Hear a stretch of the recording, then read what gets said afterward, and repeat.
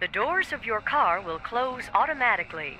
Please keep your head and arms inside and remain seated at all times. And please, no smoking. Thank you.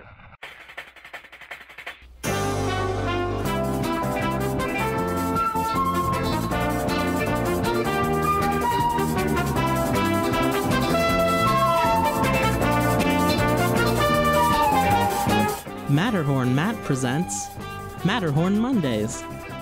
Hey there, Mountaineers! Welcome to episode 34 of Matterhorn Mondays. I'm your host, Matterhorn Matt. And I'm Alex, the historian. And today, Alex, for the new viewers who don't know who you are, why don't you go ahead and take a couple minutes to explain what kind of videos you make? Absolutely. So basically, I am a Disneyland historian, and I make videos all about Disneyland's history and nothing else. And so basically, my flagship show on my channel is a lecture series where I talk about each individual ride at Disneyland and its history all the way up until what it is today.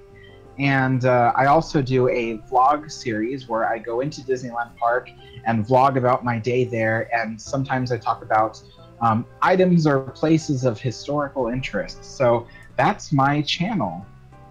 Yeah, guys, I say this every week. Definitely go out and subscribe to Alex's channel. He makes really awesome videos, and I might have just said the wrong number for the episode. I'll fix that in post. So just pretend that didn't even happen. I might have forgot to change it in the intro script I have written down. But anyways, today's topics are, we're gonna take a look at the new Dumbo queue in Disneyland. Very beautiful. That's all I'm gonna say right off the bat.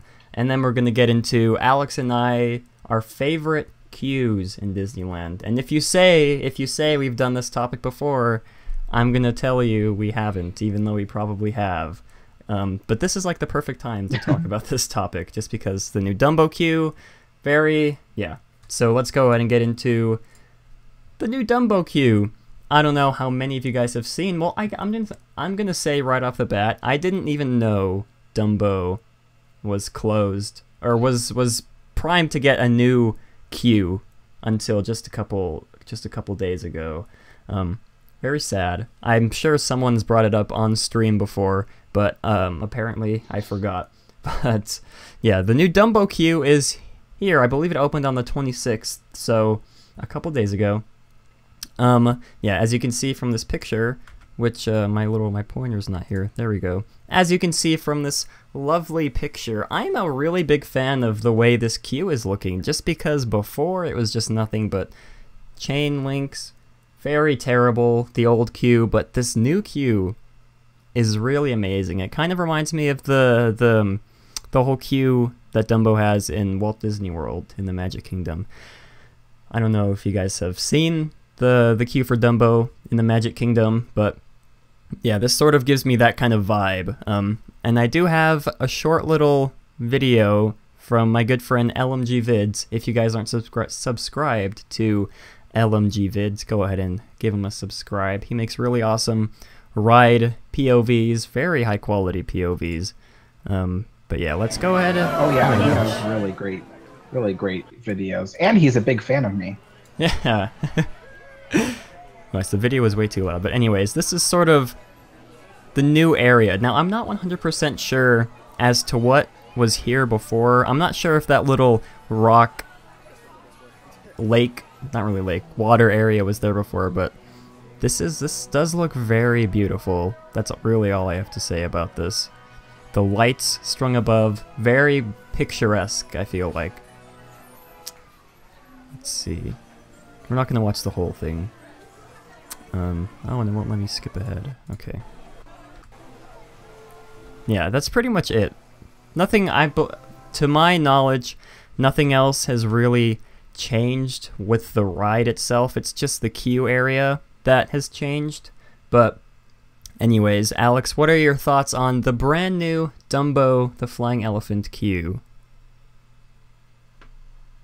I really like the way it looks, actually.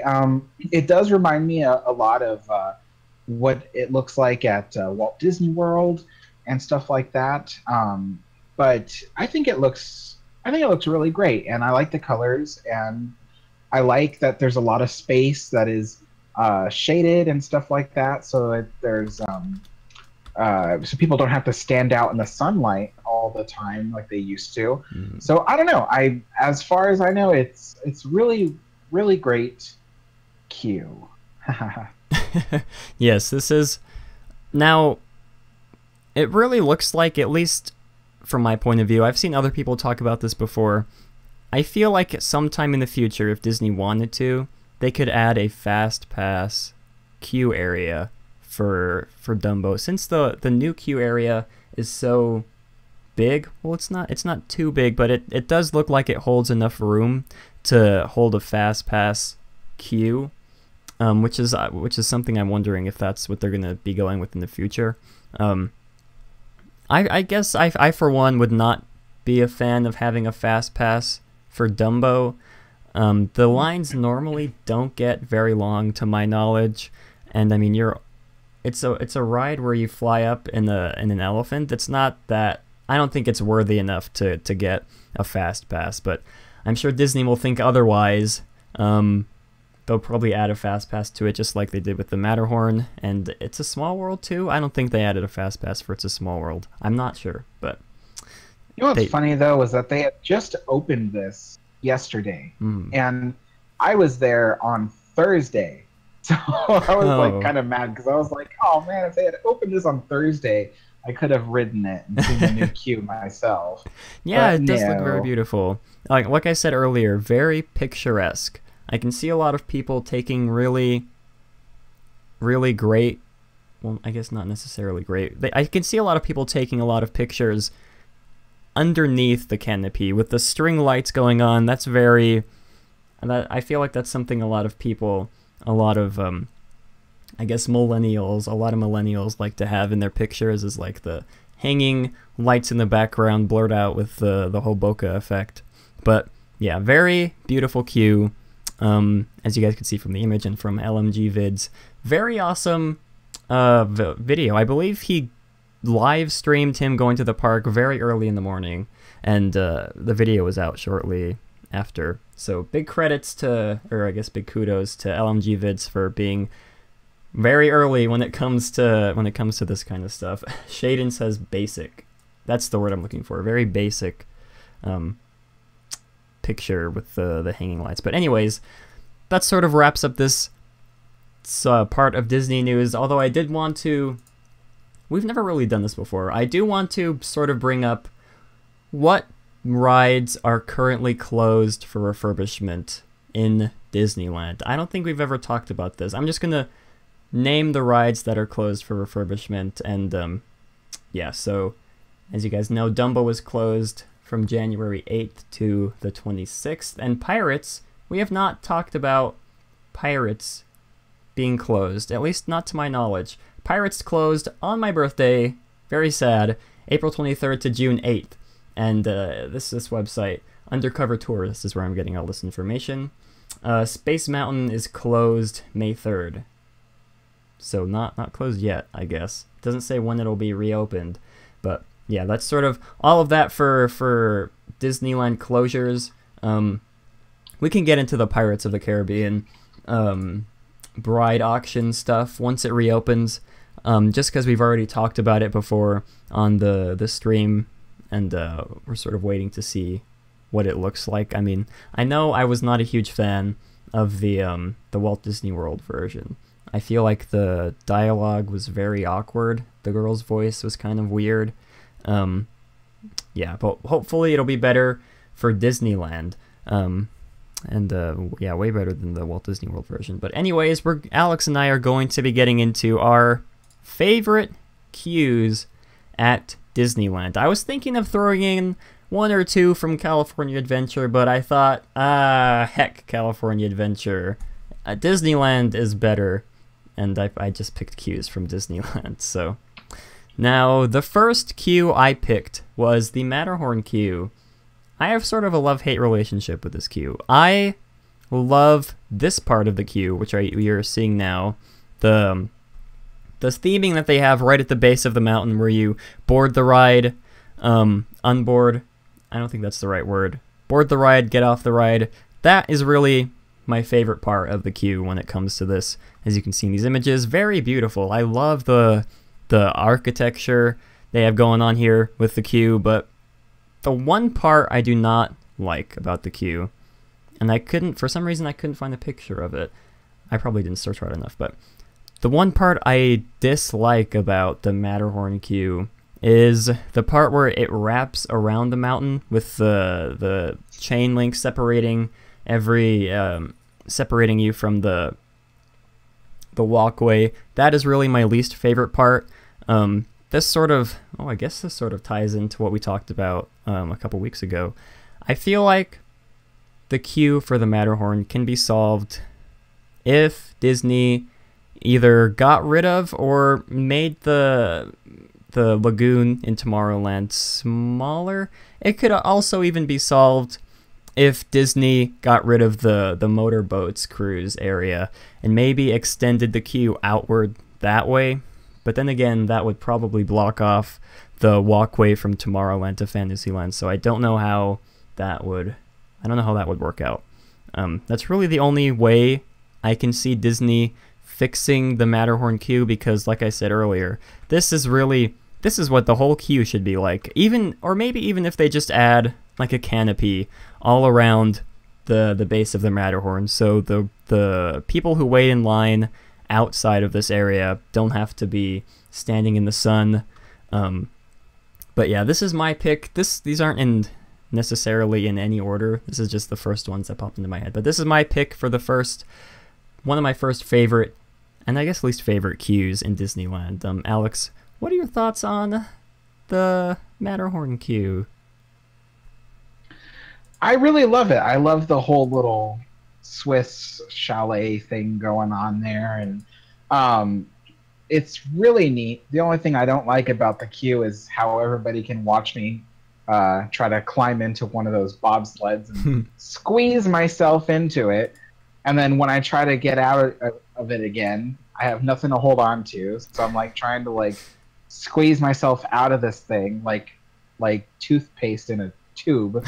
It's just like terrible. Anyway, besides that, I think it looks really great. And I do agree that maybe they should expand it a bit more into like a little Swiss village kind of queue, so that way the line doesn't have to wrap around the mountain the way it does.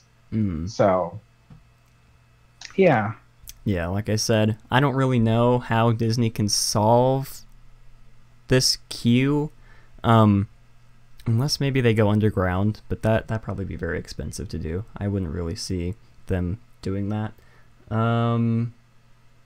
Bryson just said Disney. Gosh, I am so bad when it comes to these little greater than, less than. Bryson just said Disneyland is less than Universal, or Universal's greater than Disneyland. Something like that, yeah. I was not very good in math, but how dare you, Bryson? This is a Disney themed stream. Just kidding, but anyways. And Amelia says bye to Bryson, but anyways. My friend told me the other day, we were talking about something. He was like, "Oh, you should move to California and get a job at Universal." And I was thinking to myself, "Oh, no thank you. I'd rather work." I told him I feel like a lot of my friends would kill me if I ended up working at Universal. But I don't know why that popped into my head. But anyways, let's see. Alex's pick for his number one, again, not in any particular order, his number one favorite queue is Buzz Lightyear Astro Blasters. Alex, why don't you tell us a little bit about why you think this queue is one of the best in Disneyland? Well, my reason is because they have a giant animatronic of Buzz Lightyear himself, which I think is just absolutely really cool. I mean, I love this animatronic. He's very articulate, and what's really cool is he's one of the first animatronics. I'm not saying he's the first. I'm just saying he's one of the first. I know someone's going to correct me on that. Animatronics to have a projected face, and so it's very convincing as a Pixar character. But it's just really cool to walk in there and see like a life-size Buzz Lightyear. It's just really, really cool. And like I said, he's just so very articulate. He moves very well, and you really feel like you're about to go on this mission.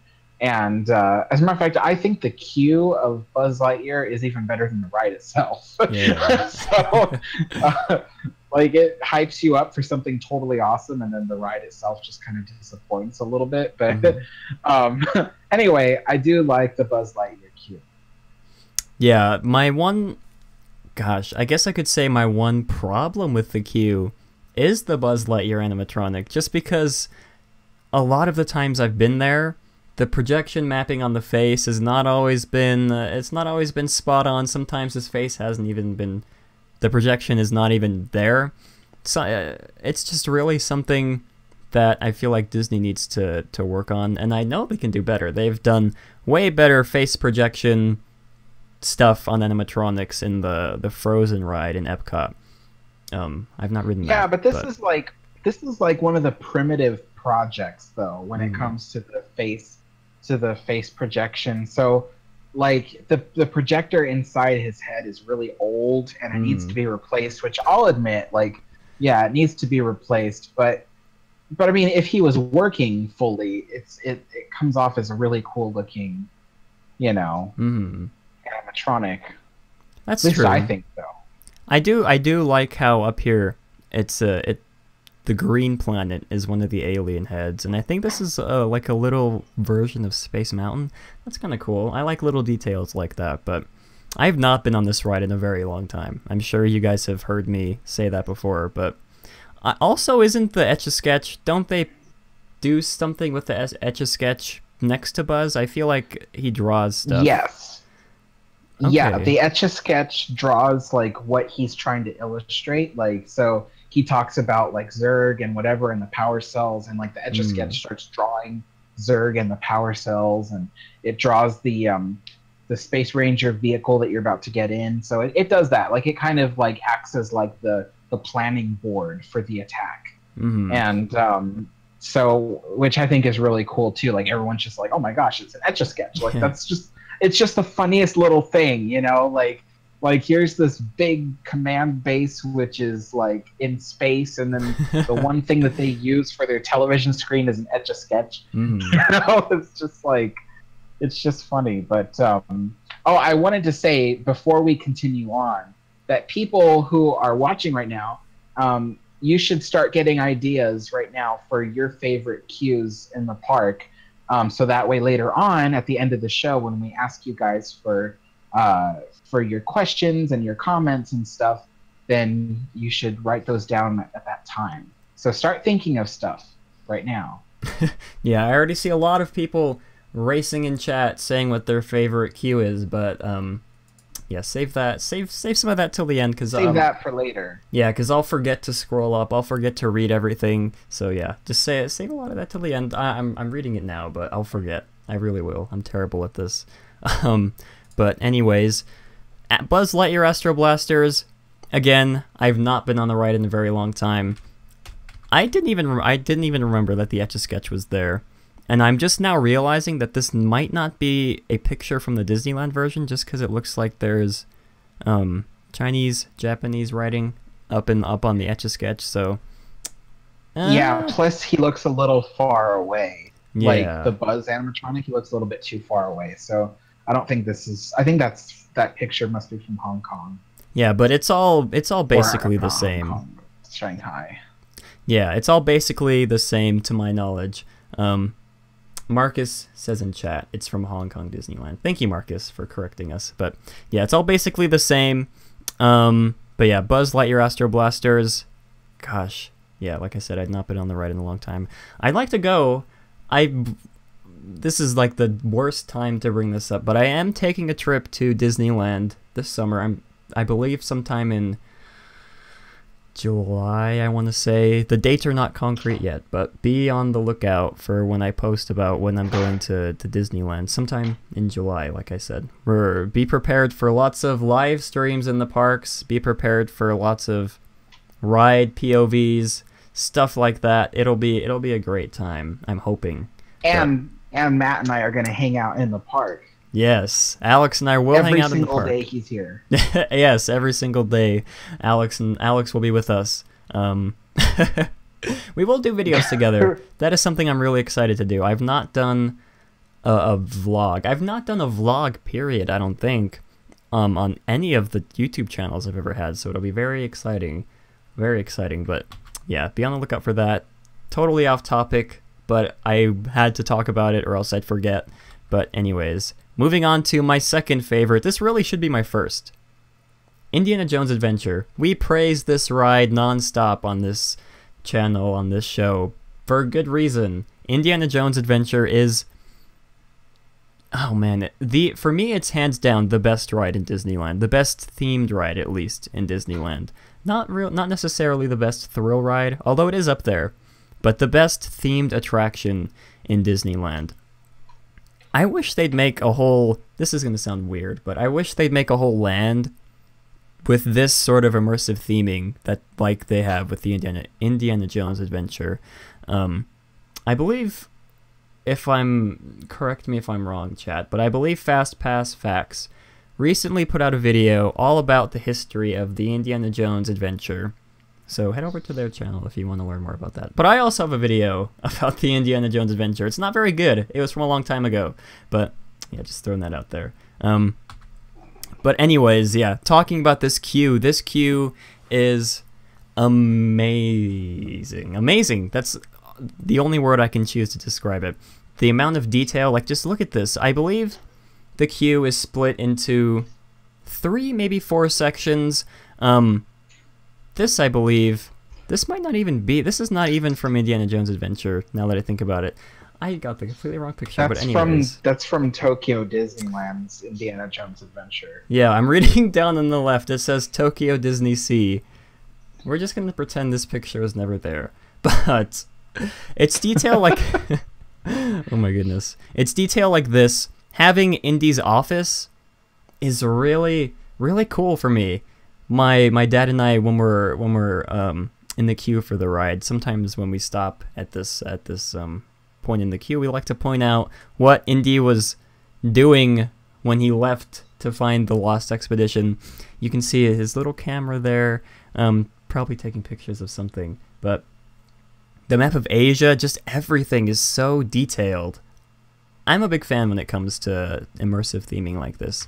And then, of course, we have Tony Baxter to thank for this amazing queue. He's done a lot of great work for Disneyland the past however many years he's been working for him. But yeah, Indiana Jones, it really should be my #1 queue, but the Matterhorn popped into my head before Indiana Jones did, which is kind of weird because I'm not really a big fan of the Matterhorn ride itself. But anyways, Alex, what are your thoughts on the Indiana Jones queue in Disneyland?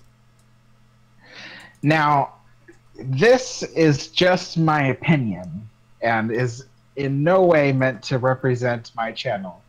But I'm actually not as big a fan as the Indiana Jones Adventure queue, only because, I mean, it is heavily themed, which is really cool. You know, I do agree that the theming is really great. It's just that I feel like it's a little boring, like especially when you're waiting in that line for over an hour and you're sitting there and you see the same things all the time. You know, it's just like, I don't know, I feel like it, you know, there, of all the things to look at, it's just nothing moves, nothing does anything. And I mean, and the one thing that was really cool was when you knocked over that bamboo pole and then the thing would collapse, the ceiling would collapse. That was really cool, but that hasn't worked in like years.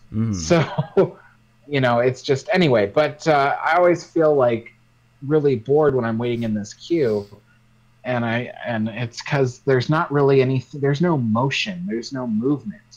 It's very static. So that's my opinion on it. I can see where you're coming from. For me, the boring part comes when you're watching the sort of pre-show video with, gosh, I just watched the movie the other day. I can't remember his name. Indy's partner or whatever, I can't remember his name. Sala, that's his name. Yes. That's sort of the boring part, just because the video is kind of short and it gets repetitive a lot, and that's really one of the parts where at least for me, that's one of the parts where I get stuck in the queue a lot. Before that, I don't think I've ever waited in a line for Indiana Jones when it's been over an hour. That's kind of weird for me to say. I think I've only gotten fast passes for this ride, and it's almost always been not a walk-on necessarily, but close to a walk-on. That's kind of weird for me to say. But I'll modify my little opinion to this. If you're moving through the queue nonstop all the way up to the ride vehicles, it's a fun queue. There's a lot to look at. There's a lot to see. But I've been stuck in the queue so many times, just stuck in the same spot without the line moving, and I think that's why. But what I thought was really interesting was how you said that for you the most boring part of the queue is watching that video over and over again. But for me, that's the most exciting part of the queue. It's like watching the video and stuff like that. I always like to see the part where Sala goes, "Your off-road journey is high speed and turbulent over rough and rugged terrain." Yeah, I really love that part. Well, I mean, to give it credit, it is a very good video. It just gets annoying after seeing it 20 times while you're waiting. But one of my favorite parts in the video is when the lady turns to look at the idol, and then it like cuts away, and it cuts back to her, and she's a skeleton. That's one of my favorite parts of the video. But anyways, very great attraction. Like I said, we give nothing but praise to this attraction on this show. We should probably find something bad to say about this ride next time we talk about it. It's going to be very hard, but... didn't I tell you that my roommate actually really hates this ride? Oh, I believe you did, but for the new viewers who don't know this story, why don't you go ahead and explain it to them? So my roommate, we were talking about best rides in Disneyland one time, and he goes and he tells me like, oh, well, one of the worst, the ones I cannot stand, is Indiana Jones Adventure.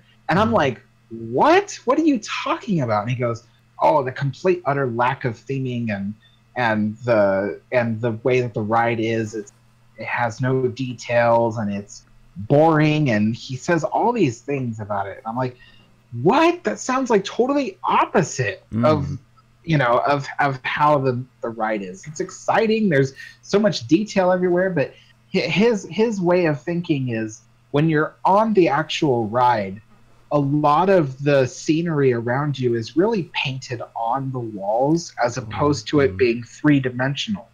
So to him, he thinks that, the fact that a lot of the stuff is there's really not a lot of animatronics or anything going on in the ride. It's just a bunch of booby traps or whatever. He as he puts it, it doesn't capture the movie very well. But like I said, this is not my opinion. This is his. I don't agree. I think the ride is very, very immersive, very fun, exciting, and thrilling, and it's one of the best rides in Disneyland. But he hates it. He does not like it.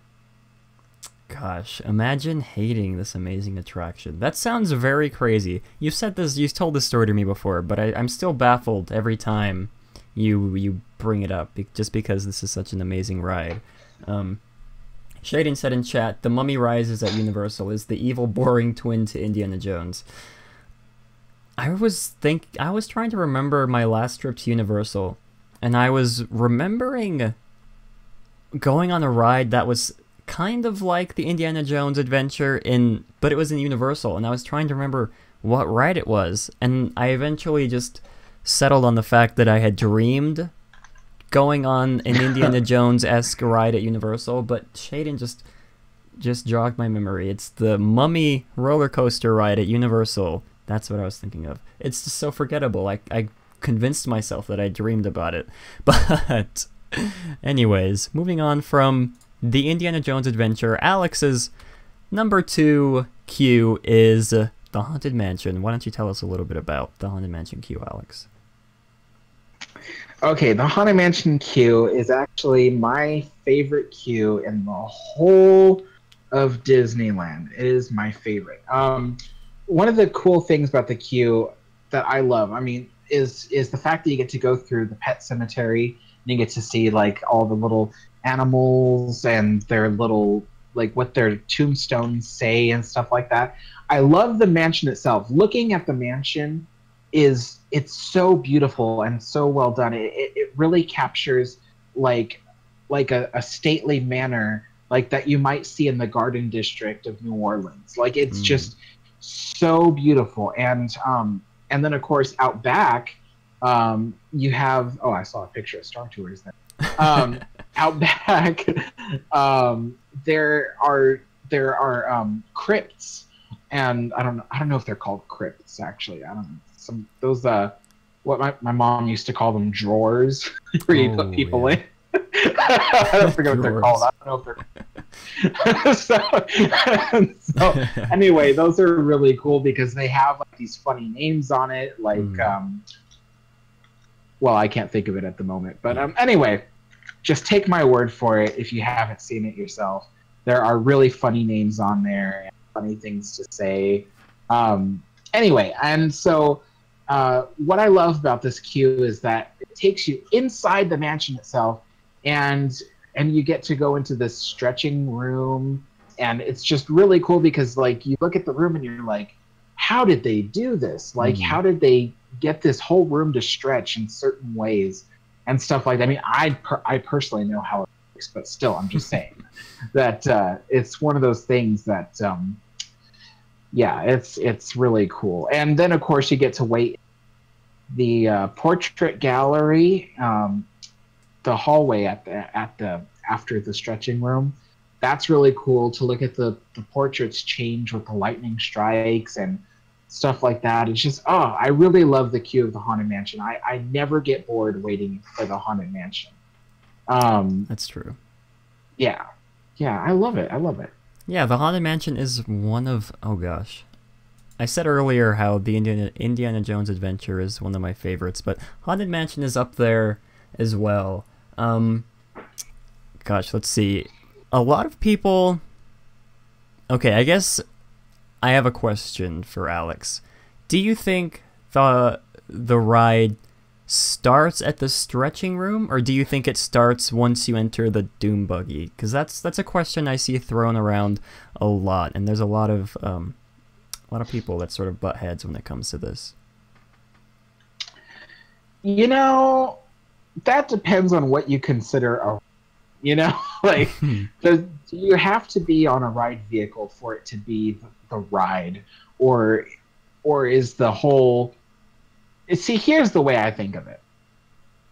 I think of the Haunted Mansion's queue as like the pre-show. You know, to me, it's not part of the ride. It's part of the queue, but it's a show. It's entertainment that happens before you go to the main adventure, if you will. And it's... Yeah, I think that the ride actually starts when you get on the Doom Buggy. Oh, okay. But I do have to say that I think of the whole Haunted Mansion queue as like getting you ready for your trip through the mansion itself. I guess I'd agree with you. I was my earlier answer was that it started at the stretching room, but yeah, now that you explained it, I definitely agree with you. And Sam is talking about how... Let me scroll up and find his comment. Alex, your video about the bullet hole was so interesting, and I don't know why. This was another interesting video of Alex's that I really want Alex to talk about right now. Alex, why don't you explain what Sam is talking about, the video about the bullet hole that you put out a couple weeks ago to a month ago? Okay, so for those of you who don't know, there is this long-going legend, a story of such adventure and no, not really. It's okay. There's a story that goes that a long time ago, someone with a gun actually shot a hole through the reflection glass in the ballroom scene of the Haunted Mansion, and they were apparently trying to shoot at one of the ghosts. Anyway, it created a hole, and Disney tried to cover up this hole with a spider and its web. It's a spider on its web. Yeah, is what I'm trying to say. And the thing is that this story itself doesn't quite click with me. It doesn't sound like it makes sense. Like, you know, first of all, someone got into the park with a gun, and according to the story, they shot up more than just the Haunted Mansion. They shot up the Grand Canyon diorama on the Disneyland Railroad, and shot up the snowflakes on the Adventure Through New Space. Anyway, this person's going around Disneyland shooting their gun, and nobody knows that this is happening, especially riders around them are freaking out, jumping off the ride. Like, this would have been primetime news for, like, you know, for like ABC or NBC or whatever, you know, like this would have been all over the news, Fox News even. It would have been all over the news, like, no matter how long ago this happened. Anyway, so here's the funny thing, is that this story of someone shooting a hole supposedly happens like a decade after the ride opens or so, stuff like that. But everyone who tells me what it is, they're like, oh, it's a BB gun shot, or it's this, or it's that.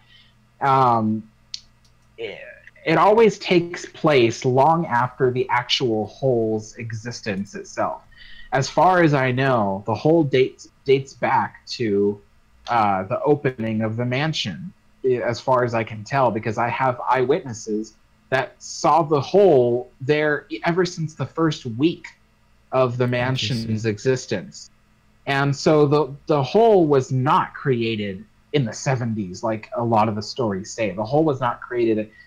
And the other thing, too, is that this hole is very clean and very well, almost like a machine drilled it out. It's very clean and perfect. It's nothing like the shattering or chipping kind of hole that you'd see if a BB gun shot it. Because believe me, I've already had 20 to 30 people send me photographs of what BB holes look like in glass, just to try to prove their point. But the thing I'm trying to tell people is, I've actually stood on that balcony of the Haunted Mansion during a private tour of the ride, because I was a cast member and I knew some people who worked on the ride. And I stood on that balcony and looked at that bullet. It is a clean hole all the way through, as far as I remember. And so it didn't look like it was created by a bullet or a BB gun. It looked like it was perfectly drilled out. And so I went looking for what this hole could possibly be.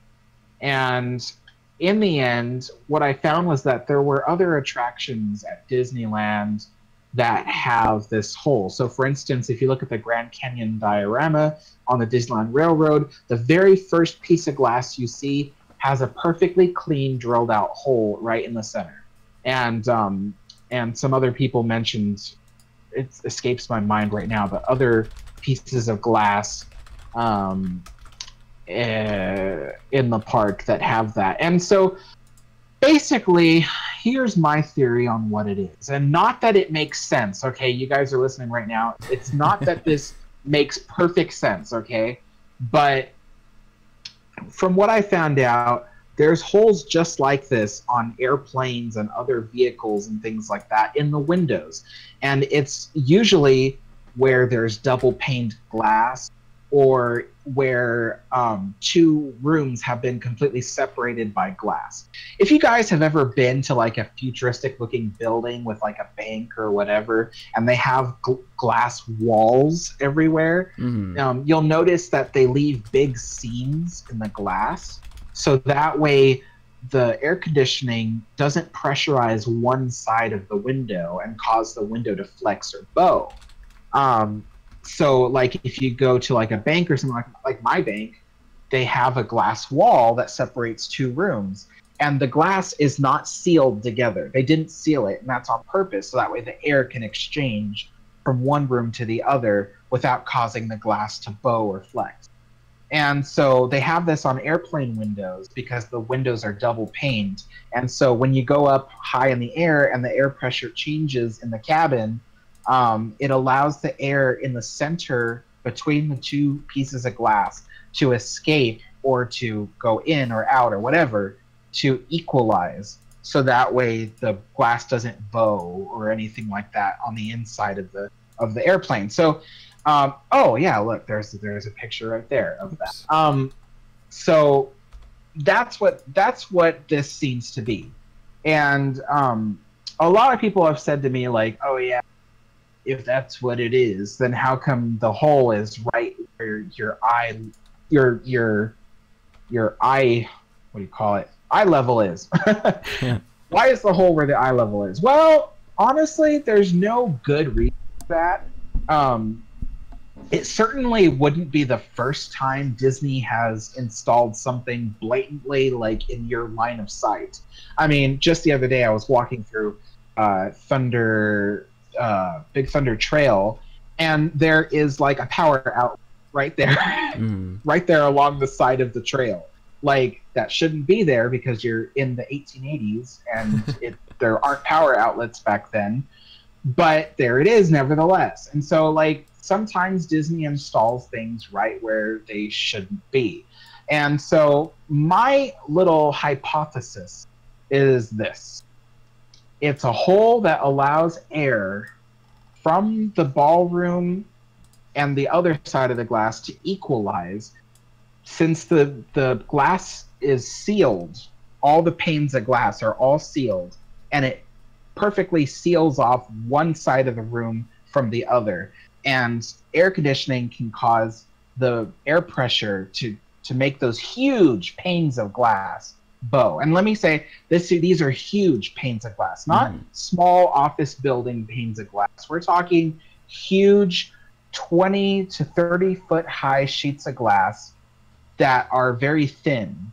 And so in order to prevent this glass from bowing, at the last minute, they probably decided to have the manufacturer install a hole on the glass to allow the air to escape from one side of the building to the other. Granted, you know, we're not talking about like a hurricane's, you know, worth of air pressure. We're just talking about a little bit of air pressure. But nevertheless, anyway, and it's possible that Disney told the glass manufacturer, oh, install the hole 8 inches from the bottom. And the glass manufacturer probably went, well, which end is the bottom? And then went and installed the hole on the side. You know what I mean? So there are accidents. There are things that happen, and Imagineering tries to get around it. And so you can already see from this photograph that they've placed a spider over the hole. So that way it's not so noticeable. But once again, my other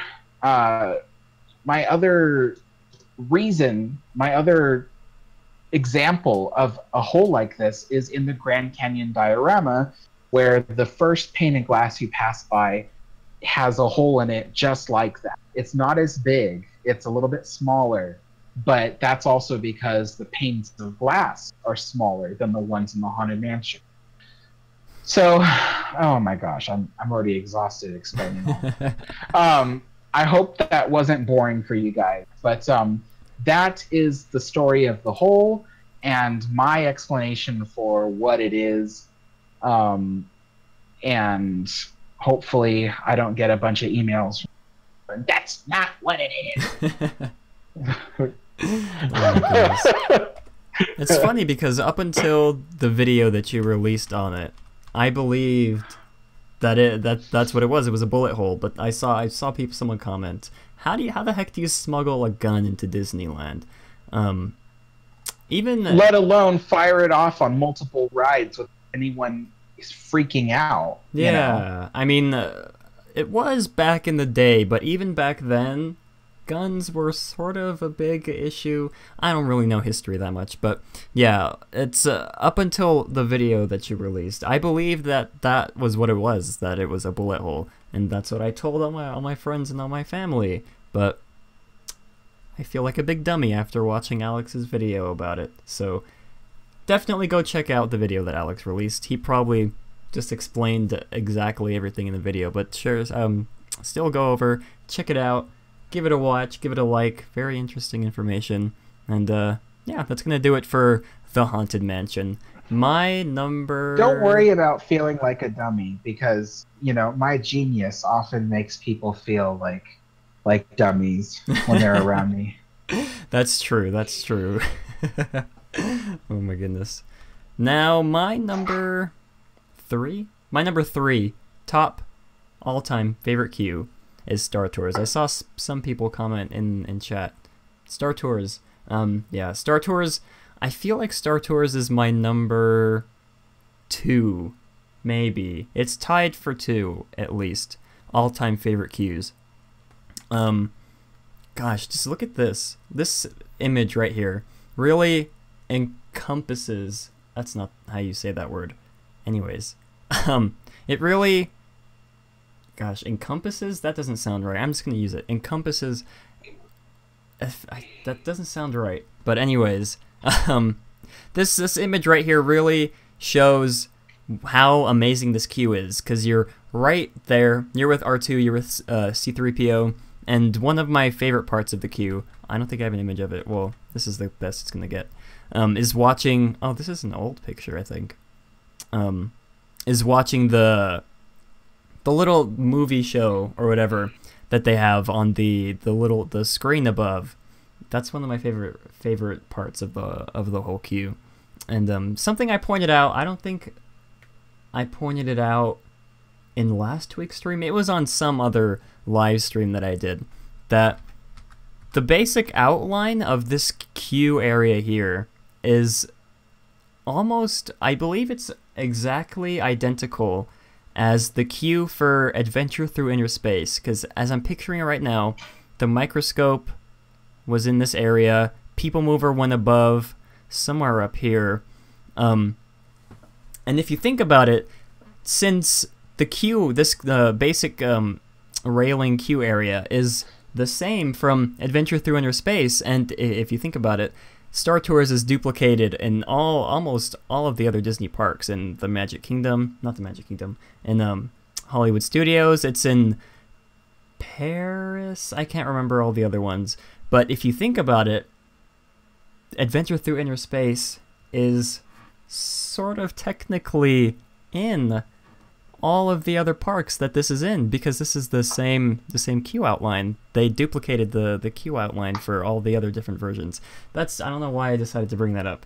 But anyways, the Star Tours queue is, gosh, it might even be my number 1. I don't know. I'll figure out the ranking later. But another one of my favorite parts of the queue is the little robots that they have, especially this one where I believe this guy interacts with the people, the guests that are waiting in line. As you can see, there's like it's probably supposed to be like a thermal camera image, and I don't know if it's scripted or not, or if it's like an actual guy live voiceovering the robot, but he does like sort of witty stuff, says witty things about the guests in the queue, which is one of my favorite things. I always wanted to get picked, but I've never gotten picked before.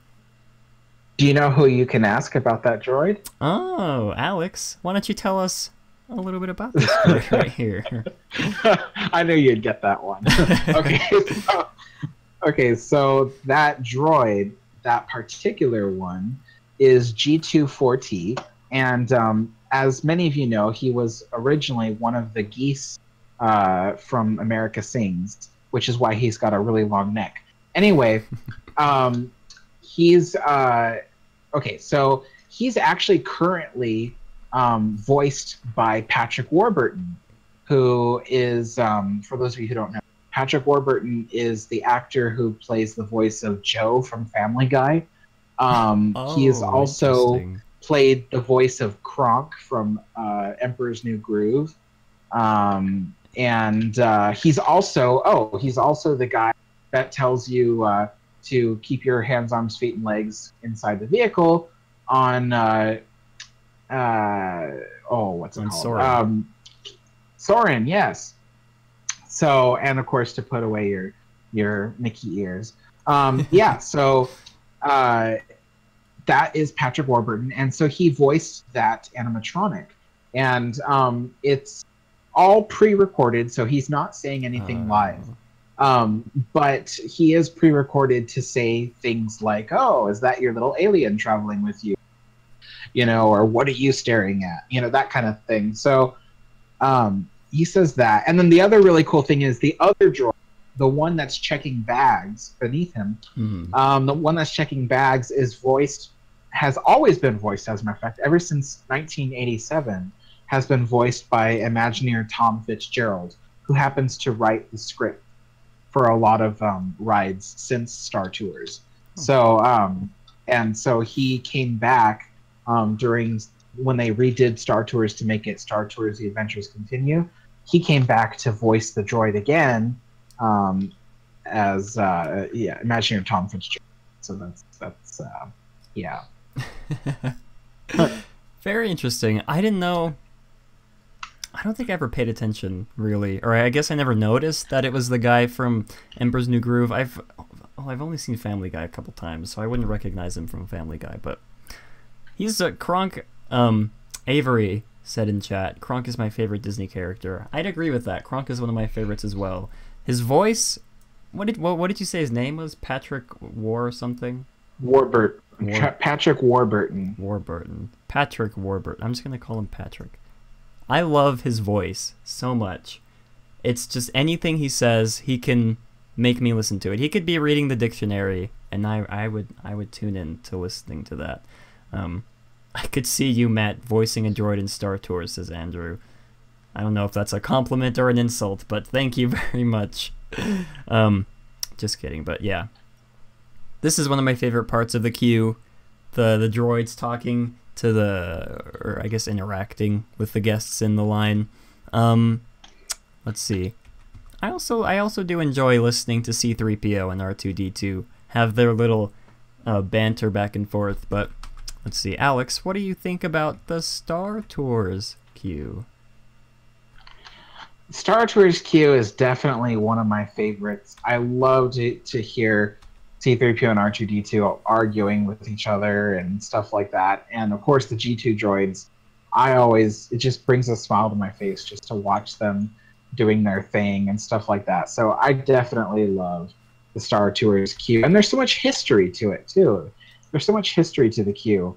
And it'll be sad when they get rid of Star Tours, which I'm pretty sure will happen when they open Star Wars Land.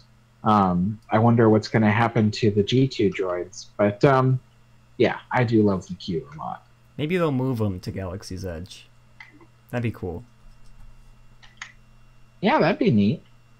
Well, I just do want to point out this image right here. I believe right in this area is where the People Mover would pass by. I wish I could have witnessed that, seeing the People Mover pass behind C-3PO and R2-D2. That sounds... I don't know why I'm bringing this up, but that sounds like something awesome that I definitely want to see. Sometime in my lifetime, hopefully, People Mover will come back. Please, Disney, bring it back. I remember seeing that when I was a kid. I remember seeing the People Mover pass behind the Star Speeder. Yeah. Interesting.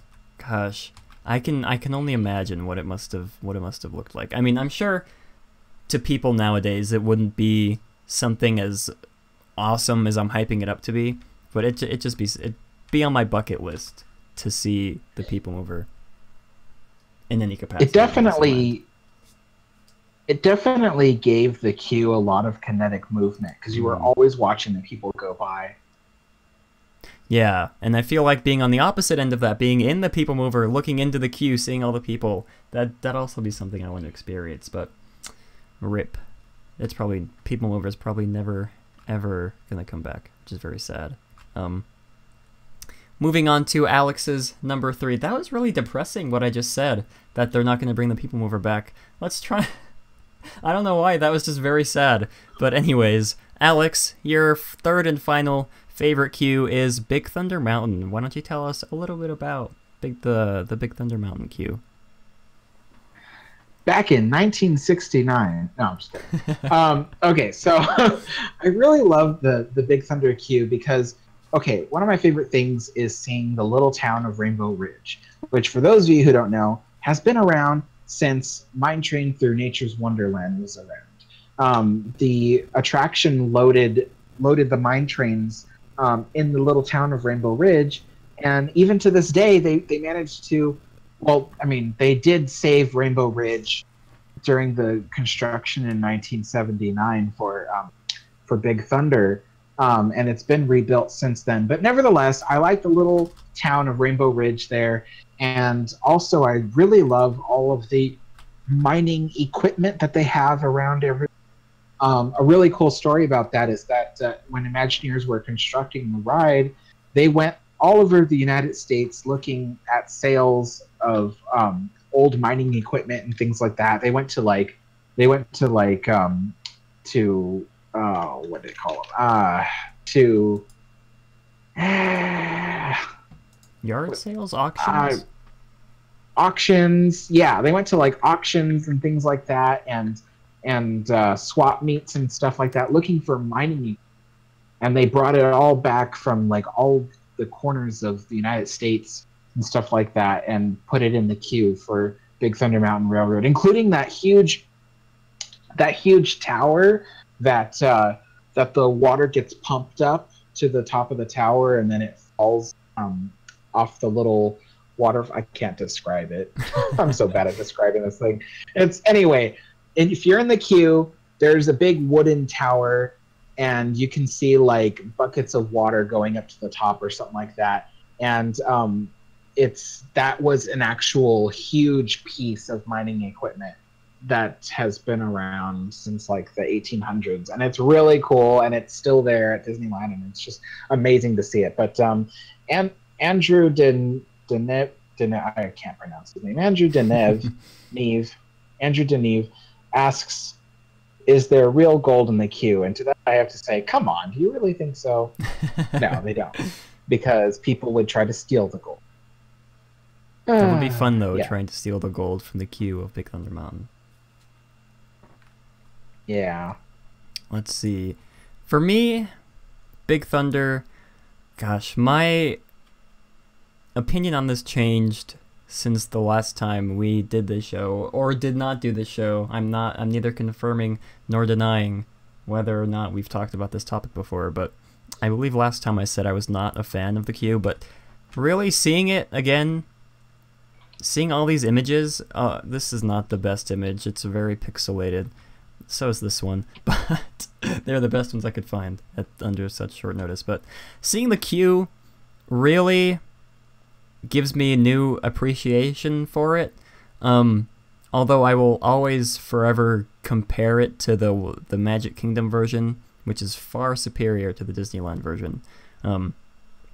But I'm happy with this queue. I'm happy with what we have. It's better than the Space Mountain queue that's outside in the heat and whatnot. But yeah, I do appreciate that they saved at least part of the town of Rainbow Ridge. I always find it funny when I believe it's the People and Places video about Disneyland, when they show like the little show that they used to put on up top where everyone, I guess it's like a crook and a sheriff are having a gunfight. I always found it weird when like the normal sized bandit was standing next to the smaller scale buildings. That was just something I thought was funny. But anyways, yeah, I do appreciate the Big Thunder Mountain queue. Yeah, that's all I have to say. Anyways, Alex, if you have any closing thoughts on the topic, we're going to go ahead and get to the Q&A part of the video. So get your questions ready, guys. We want to know what your favorite queues are in Disneyland. We'll read out a couple. But Alex, do you have any closing thoughts on the topic? No, I'm just really excited for the questions and the comment section. So you guys better ask some good questions. Let's see. There was one question very early in the episode. Oh gosh, I'm gonna have to scroll up to the very, very top to find it. let's see. It was by Andrew, I believe. If I can't find it, Andrew, I think I told him to ask it later in the episode. So Andrew, if you don't mind, go ahead and post the question. Yeah, I'm not seeing it. Post the question that you had earlier. Amelia says Splash Mountain is the best queue. Why is Splash Mountain the best queue? That's a very good question. That's she said it's the best queue, but then asks why it's the best queue. I wouldn't be able to tell you why Splash Mountain is the best queue. I'm not a big fan of the Splash Mountain queue. At least the outside part. Is there an outside part? I get the Splash Mountain queue from Disneyland confused with the one from the Magic Kingdom, but the theming inside is nice. It's sort of nice rock work, something like that. Oh, why is Splash Mountain the best queue? Okay, Alex, why is Splash Mountain the best queue in Disneyland? I don't know. I didn't think it was. Neither did I, but it's okay. I mean, my favorite part of the Splash Mountain queue actually is when you're just about to go underneath the Disneyland Railroad, and if you look to your left, you can see people going up the first lift hill. Mm-hmm. That's my favorite part, is watching the people go up the first lift hill. Last time I was there, this guy looked at me really as if it was weird that I was looking at them. But then I was like, why are you looking back at me? You know? Yeah. Oh my goodness. I believe in the Magic Kingdom they have the railroad stops near the Splash Mountain building queue area. I thought that was really awesome when I visited a couple of years ago, that you could like board and unboard right next to the Splash Mountain. I could be completely wrong. I'm probably misremembering something, but from what I do remember, it did stop near the Splash Mountain building, and I thought it was neat. But anyways, Shaden says Cartoon Spin has a nice queue. That's true. I didn't think of that in time to put it on the list. I'm not sure what Alex's opinion is going to be on the Cartoon Spin queue, but I do think Cartoon Spin has a nice queue. It's themed very nice. The best that they could do, at least in my opinion, with to the whole world, I guess, that they established in Toontown, if that gives any weight to what I'm saying. But yeah, I do love the Cartoon Spin queue. I believe there's not really an animatronic. Well, I guess the animatronic of the baby smoking the cigar. I can't remember his name, but Alex, what do you think of the Cartoon Spin queue? It's okay. It's kind of fun to go through, like, you know, a little miniature Toontown like that, but it is kind of dark and creepy, and I don't know. I feel like I can't touch anything because it's going to be dirty. Yeah.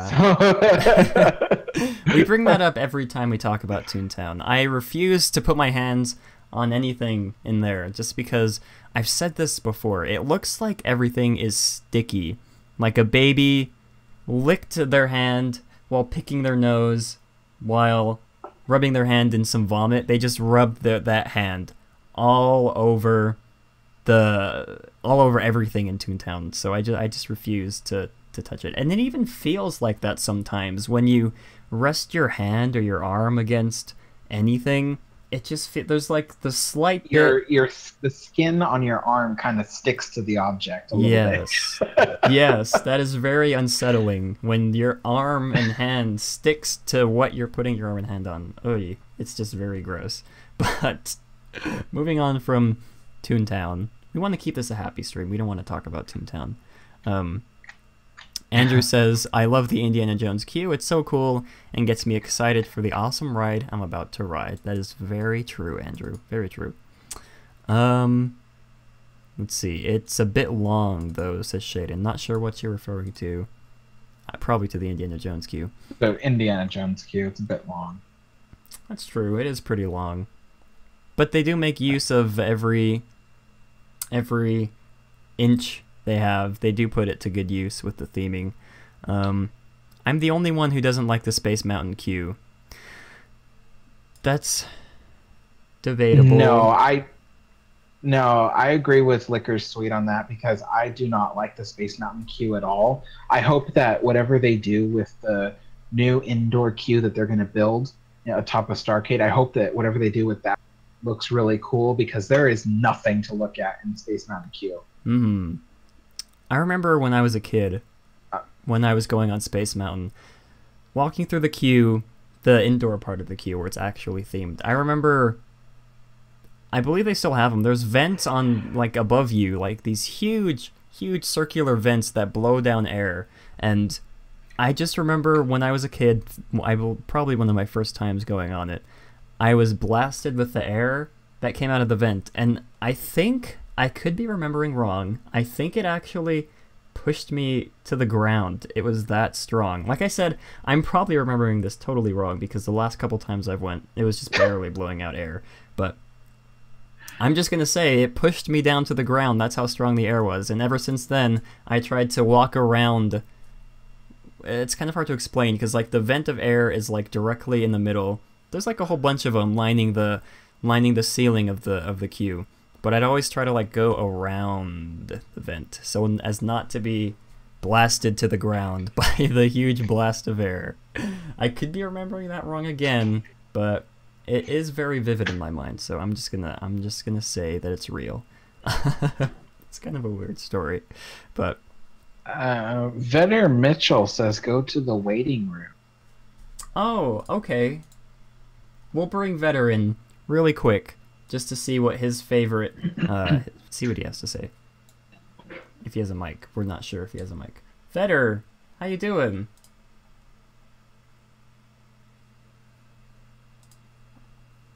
You got a mic, buddy? You gonna tell us what your favorite Disneyland queue is?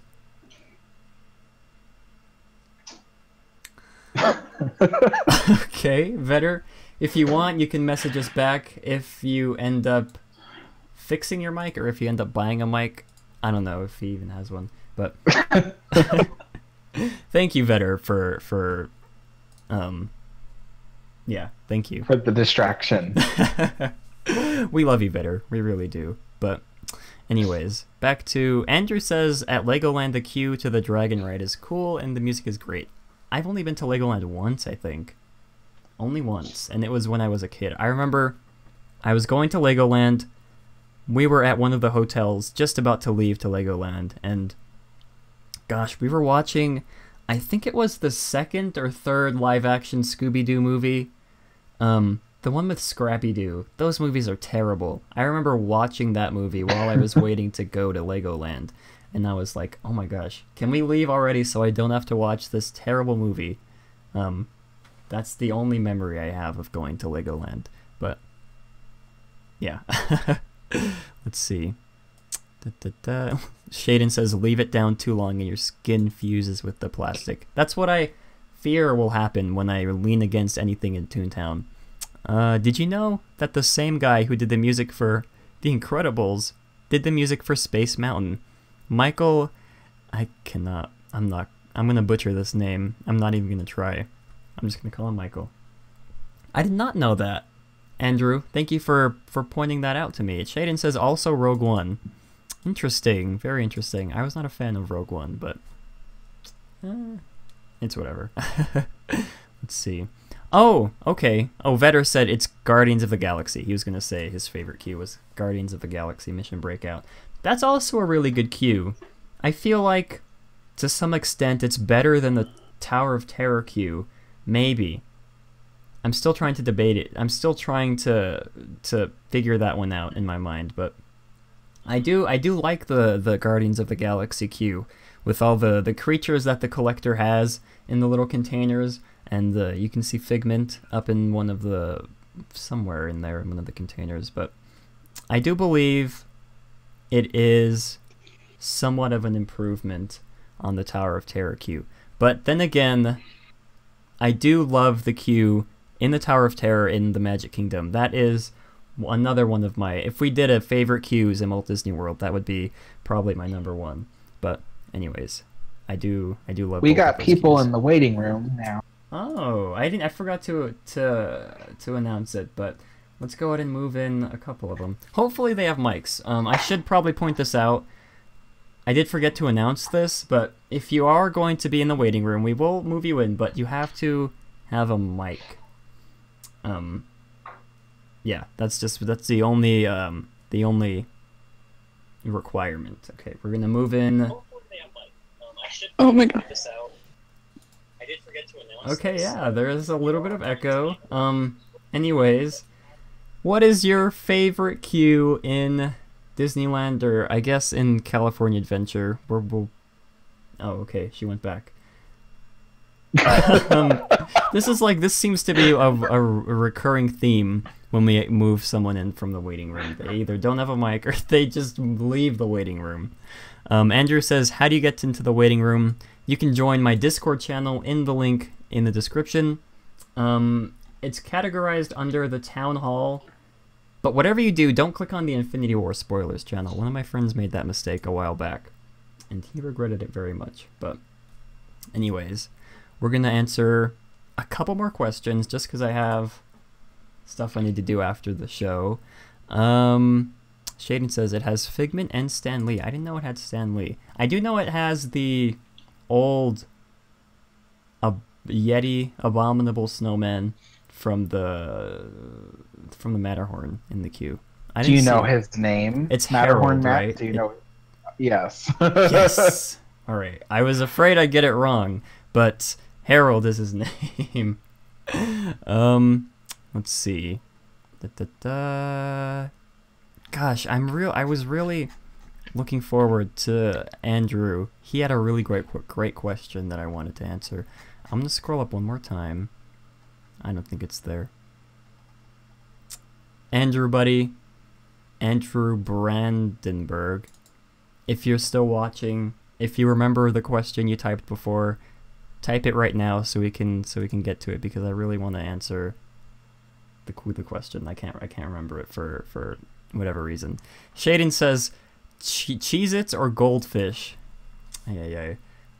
You guys are gonna think I have something against cheese. I really don't. Cheese is okay. I'm just very picky when it comes to what cheese is on. I don't like Cheez-Its or Goldfish, but I will eat Chex Mix, the cheese-flavored Chex Mix.